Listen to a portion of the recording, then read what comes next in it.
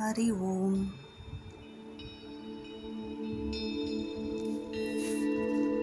ವೇದ ಎಂದರೇನು?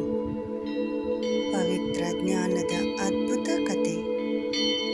ವೇದಗಳ ಮಹತ್ವ ಸಾರುವ ಗುಣಮಟ್ಟದ ಕಥೆ. ವೇದ ಜ್ಞಾನದ ದಿವ್ಯ ರಹಸ್ಯ. ಪೌರಾಣಿಕ ಕಥೆ. ವೇದಗಳ ಅಮೂಲ್ಯ ಮಹಿಮೆ.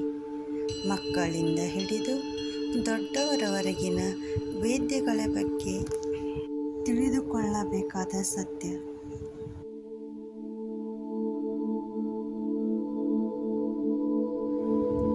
ವೇದಗಳು ಹೇಗೆ ಹುಟ್ಟಿದವು? ಪವಿತ್ರ ಪೌರಾಣಿಕ ಕಥೆಯ ಮೂಲಕ ತಿಳಿದುಕೊಳ್ಳೋಣ.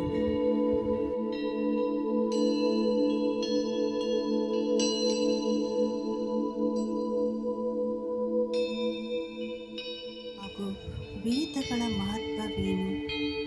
ಈ ಮನಮುಟ್ಟುವ ಪೌರಾಣಿಕ ಕಥೆಯ ಮೂಲಕ ಪವಿತ್ರ ವೇದಗಳ ದಿವ್ಯ ಜ್ಞಾನವನ್ನು ತಿಳಿದುಕೊಳ್ಳೋಣ.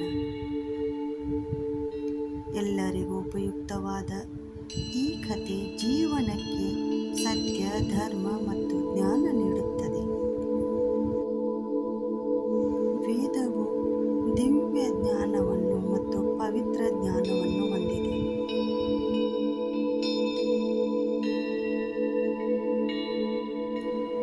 ಒಂದು ಸುಂದರ ಪ್ರಭಾತದಲ್ಲಿ ಆಶ್ರಮದ ತೋಟದಲ್ಲಿ ಗುರುದೇವರು ಜ್ಞಾನದಲ್ಲಿ ಕುಳಿತಿದ್ದರು. ಸುತ್ತಮುತ್ತ ಹಕ್ಕಿಗಳ ಕಿಲಕಿಲ ಧ್ವನಿ, ಮೃದುವಾದ ಗಾಳಿ, ಶಾಂತ ವಾತಾವರಣ. ಅಲ್ಲಿ ಓದುತ್ತಿದ್ದ ಒಬ್ಬ ಬಾಲ ಶಿಷ್ಯನು ಗೌರವದಿಂದ ಗುರುಗಳ ಬಳಿಗೆ ಬಂದು ಕೇಳಿದನು.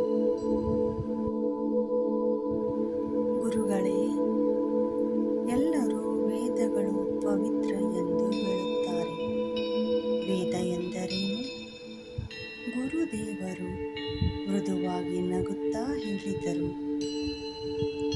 ಮಗನೇ, ವೇದ ಎಂದರೆ ದೇವರಿಂದ ದೊರೆತ ಪವಿತ್ರ ಜ್ಞಾನ. ವೇದ ಎಂಬ ಪದದ ಅರ್ಥವೇ ಜ್ಞಾನ. ಇದು ಮನುಷ್ಯನು ಸತ್ಯವಾಗಿ ಹೇಗೆ ಬದುಕಬೇಕು ಎಂಬುದನ್ನು ಕಲಿಸುವ ದಿವ್ಯ ಮಾರ್ಗವಾಗಿದೆ. 4 ವೇದಗಳೇ ಎಂದು ಶಿಷ್ಯನು ಕುತೂಹಲದಿಂದ ಕೇಳಿದನು. ಗುರುದೇವರು, ಹೌದು ಮಗನೇ, ಋಗ್ವೇದ, ಯಜುರ್ವೇದ, ಸಾಮವೇದ ಮತ್ತು ಅಥರ್ವವೇದ. ಋಗ್ವೇದವನ್ನು ದೇವರ ಸ್ತುತಿ ಕಲಿಸುತ್ತದೆ. ಯಜುರ್ವೇದವು ಕರ್ತವ್ಯ ಮತ್ತು ಯಜ್ಞಗಳ ಮಾರ್ಗ ಹೇಳುತ್ತದೆ. ಸಾಮವೇದವು ಸಂಗೀತ ಮತ್ತು ಭಕ್ತಿಯ ಮಾರ್ಗವಾಗಿದೆ. ಅಥರ್ವವೇದವು ಜೀವನ ರಕ್ಷಣೆಯ ಜ್ಞಾನ ನೀಡುತ್ತದೆ. ಶಿಷ್ಯನು ಮಂತ್ರಮಗ್ನನಾಗಿ ಕೇಳುತ್ತಾ ಇದ್ದನು ಮತ್ತು ಅವನು ಕುಳಿತಿದ್ದನು. ಗುರುವೇ, ವೇದಗಳನ್ನು ಕಲಿತರೆ ಏನು ಪ್ರಯೋಜನ? ಗುರು ಪ್ರೀತಿಯಿಂದ ಉತ್ತರಿಸಿದರು. ವೇದಗಳು ಮನುಷ್ಯನಿಗೆ ಸತ್ಯ, ಧರ್ಮ, ಪ್ರೀತಿ, ಶಾಂತಿ ಮತ್ತು ಆತ್ಮಜ್ಞಾನ ಕಲಿಸುತ್ತವೆ. ವೇದಗಳು ನಮ್ಮ ಜೀವನದ ಬೆಳಕು. ಹಾಗೂ ಸೂರ್ಯನ ಲೋಕಕ್ಕೆ ಬೆಳಕು ಕೊಡುತ್ತಾನೋ ಹಾಗೆಯೇ ವೇದಗಳು ಮನಸ್ಸಿಗೆ ಬೆಳಕು ಕೊಡುತ್ತವೆ. ಸೃಷ್ಟಿಯ ಆರಂಭದಲ್ಲಿ ಜಗತ್ತು ಅಂಧಕಾರದಿಂದ ತುಂಬಿತ್ತು. ಮನುಷ್ಯರಿಗೆ ಧರ್ಮವೇನು, ಸತ್ಯವೇನು, ಜೀವನದ ಮಾರ್ಗವೇನು ಎಂಬುದು ತಿಳಿದಿರಲಿಲ್ಲ. ಆಗ ಪರಬ್ರಹ್ಮನಾದ ಶ್ರೀ ಮಹಾವಿಷ್ಣುವಿನ ದಿವ್ಯ ಸಂಕಲ್ಪದಿಂದ ಜ್ಞಾನವು ಬ್ರಹ್ಮದೇವನಲ್ಲಿ ಪ್ರಕಾಶಿಸಿತು. ಬ್ರಹ್ಮದೇವನು ಸೃಷ್ಟಿಕರ್ತನಾಗಿದ್ದರೂ ಸೃಷ್ಟಿಯನ್ನು ಸರಿಯಾದ ಮಾರ್ಗದಲ್ಲಿ ನಡೆಸಲು ಪವಿತ್ರ ಜ್ಞಾನ ಅಗತ್ಯವಿತ್ತು ಬ್ರಹ್ಮನಿಗೆ. ಆಗ ಬ್ರಹ್ಮದೇವನು ಆಳವಾದ ಜ್ಞಾನದಲ್ಲಿ ಕುಳಿತನು. ಧ್ಯಾನದಲ್ಲಿ ಅವನ ಹೃದಯದಲ್ಲಿ ದೇವರ ದಿವ್ಯನಾದವು ಪ್ರತ್ಯಕ್ಷವಾಯಿತು. ಆ ದಿವ್ಯನಾದವೇ ವೇದವಾಗಿ ಹೊರಹೊಮ್ಮಿತು.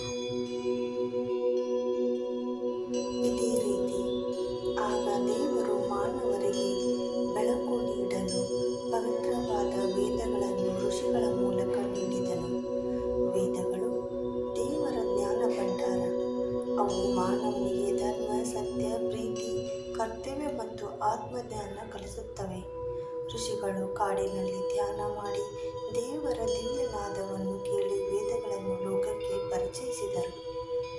ಇದು ಇನ್ನೊಂದು ಮೂಲವಾಗಿದೆ. ಚಿಂತಿಸಿ ಮತ್ತೆ ಕೇಳಿದನು, ಗುರುಗಳೇ, ವೇದಗಳು ಕೇವಲ ಮಂತ್ರಗಳೇ? ಆಗ ಗುರುಗಳು ನಗುತ್ತಾ, ಇಲ್ಲ ಮಗನೇ, ವೇದಗಳು ಕೇವಲ ಮಂತ್ರಗಳಲ್ಲ, ಅವು ಬದುಕಿನ ಮಾರ್ಗದರ್ಶಕ.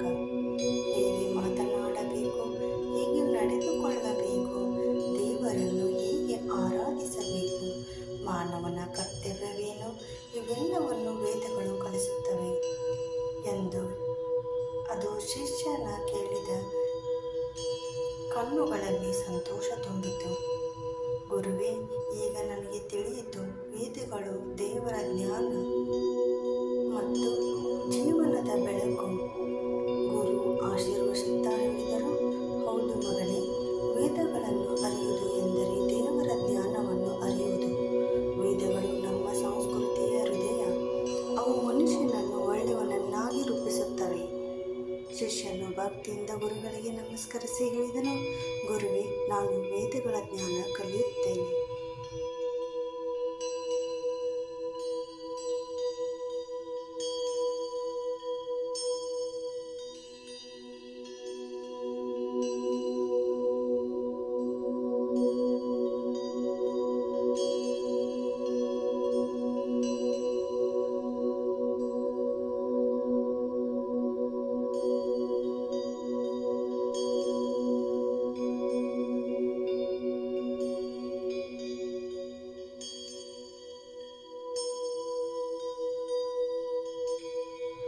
ಶಿಷ್ಯನಿಗೆ ಗುರುವಿನ ಮೃದುವಾಗಿ ಮಾತಿನಿಂದ ತಿಳಿಸಿದರು, ವೇದವೆಂದರೆ ಜ್ಞಾನದ ಬೆಳಕು, ಅದು ಜೀವನವನ್ನು ಸರಿದಾರಿಯಲ್ಲಿ ನಡೆಸುವ ದಿವ್ಯ ಮಾರ್ಗವಾಗಿದೆ ಎಂದು.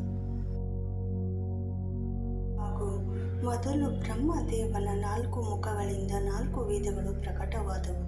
ಋಗ್ವೇದ ಸ್ತುತಿ ಮತ್ತು ಪ್ರಾರ್ಥನೆಯ ಜ್ಞಾನ, ಯಜುರ್ವೇದವು ಯಜ್ಞ ಮತ್ತು ಕರ್ತವ್ಯದ ಜ್ಞಾನ, ಸಾಮವೇದ ಸಂಗೀತ ಮತ್ತು ಭಕ್ತಿಯ ಜ್ಞಾನ, ಅರ್ಥವೇದ ಜೀವನ ಮತ್ತು ರಕ್ಷಣೆಯ ಜ್ಞಾನ.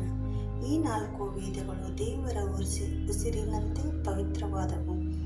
ಬ್ರಹ್ಮದೇವನು ಈ ವೇದ ವಿಜ್ಞಾನವನ್ನು ಮಹರ್ಷಿಗಳಿಗೆ ನೀಡಿದನು. ಮಹರ್ಷಿಗಳು ಅದನ್ನು ಮನುಷ್ಯರಿಗೆ ಋಷಿಗಳ ಮೂಲಕ. ಹೀಗೆ ವೇದಗಳು ಮನುಷ್ಯರ ಜೀವನಕ್ಕೆ ಬೆಳಕಾದವು. ಅವು ಮನುಷ್ಯನಿಗೆ ಸತ್ಯ, ಧರ್ಮ, ಪ್ರೀತಿ, ಕರ್ತವ್ಯ ಮತ್ತು ಆತ್ಮಜ್ಞಾನವನ್ನು ಕಲಿಸುತ್ತವೆ. ಗುರು ಸಂತೋಷದಿಂದ ಆಶೀರ್ವದಿಸಿದರು. ಈ ದಿನದಿಂದ ಶಿಷ್ಯನು ವೇದಗಳನ್ನು ಕಲಿಯಲು ಆರಂಭಿಸಿದನು. ಅವನ ಜೀವನ ಜ್ಞಾನದಿಂದ ಪ್ರಕಾಶನವಾಯಿತು. ವೇದ ಎಂದರೆ ಪವಿತ್ರ ಜ್ಞಾನ. ವೇದಗಳನ್ನು ಕಲಿಯುವುದು ಎಂದರೆ ಜೀವನಕ್ಕೆ ಬೆಳಕು ಪಡೆಯುವುದು. ಆ ದಿನದಿಂದ ಎಲ್ಲ ಬಾಲಕರು ವೇದಗಳ ಮಹತ್ವವನ್ನು ಅರಿತು ಭಕ್ತಿಯಿಂದ ಕಲಿಯಲು ಆರಂಭಿಸಿದರು. ಆ ಗುಂಪಿನಲ್ಲಿ ಮತ್ತೊಬ್ಬ ಬಾಲಕನು ತನ್ನ ಗುರುವನ್ನು ಕೇಳಿದನು, ಗುರುವೇ, ವೇದಗಳು ಏಕೆ ಇಷ್ಟು ಪವಿತ್ರ? ಆಗ ಗುರುಗಳು ಉತ್ತರಿಸಿದರು, ವೇದಗಳು ದೇವರ ನಾದ. ಅವು ಮನುಷ್ಯನ ಬದುಕಿಗೆ ದಾರಿ ತೋರಿಸುವ ಬೆಳಕು. ವೇದಗಳು ಮಾನವನ ರಚನೆಯಲ್ಲ, ಅವು ದೇವರ ದಿವ್ಯ ಜ್ಞಾನ. ವೇದಗಳನ್ನು ಅರಿಯುವುದು ಎಂದರೆ ದೇವರ ಜ್ಞಾನವನ್ನು ಅರಿಯುವುದು. ವೇದ ಜ್ಞಾನದಿಂದ ಜೀವನ ಶುದ್ಧಿಯಾಗುತ್ತದೆ, ಮನಸ್ಸು ಬೆಳಗುತ್ತದೆ, ಆತ್ಮಕ್ಕೆ ಶಾಂತಿ ಸಿಗುತ್ತದೆ. ಆದ್ದರಿಂದ ವೇದಗಳನ್ನು ನಮ್ಮ ಸಂಸ್ಕೃತಿಯ ಪವಿತ್ರ ಗ್ರಂಥಗಳಾಗಿ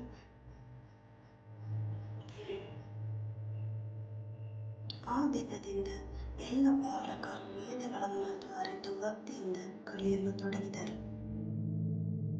ಇಂತಹ ಮತ್ತಷ್ಟು ಆಧ್ಯಾತ್ಮಿಕ, ವೈದಿಕ, ಪೌರಾಣಿಕ ಕಥೆಗಳಿಗಾಗಿ ನಮ್ಮ ಚಾನಲನ್ನು ಫಾಲೋ ಮಾಡಿ, ಸಬ್ಸ್ಕ್ರೈಬ್ ಮಾಡಿ.